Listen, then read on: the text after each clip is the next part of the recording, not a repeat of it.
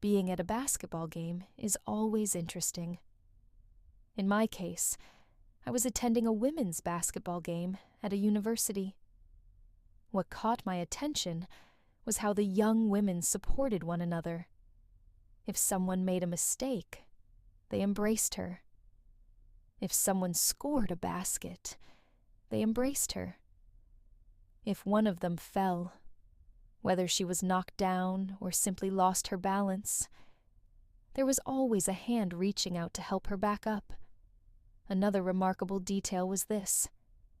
Every time one of them was sent to sit on the bench, the others stood up, waited for her, and welcomed her back with enthusiasm.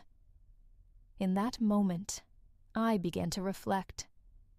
If in our everyday lives we lived by those same principles, everything around us would look different, encouraging and supporting those who fall, comforting those who make mistakes, being a helping hand to those on the ground, standing up to welcome those who are returning from a hospital, from a courtroom, from a divorce, from a loss, from a mental health struggle, from a funeral.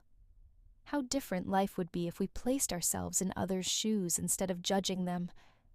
What would it look like if a basketball team mindset existed within a family, within a marriage, within a church, within a school or university, within our workplace, within life itself? And now, I go even further. What would it look like if we truly allowed the Spirit of God to work in our lives?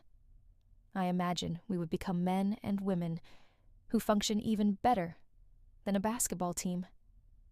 Let me describe the principles that should guide our lives. In just a few words: love God and love people. Do not judge or belittle them. That principle is called love.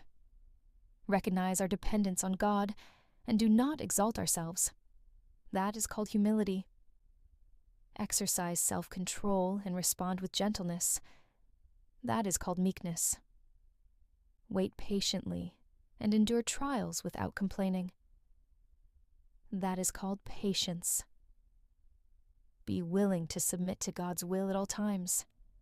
That is called obedience. Live with honesty, making sure our words and our actions align. That is called integrity.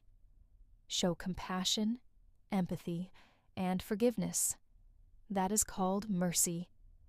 Remain faithful to our promises, our faith, and our commitments. That principle is called faithfulness. Control our lives, our words, our actions, our emotions, and especially our desires. That is called self-control.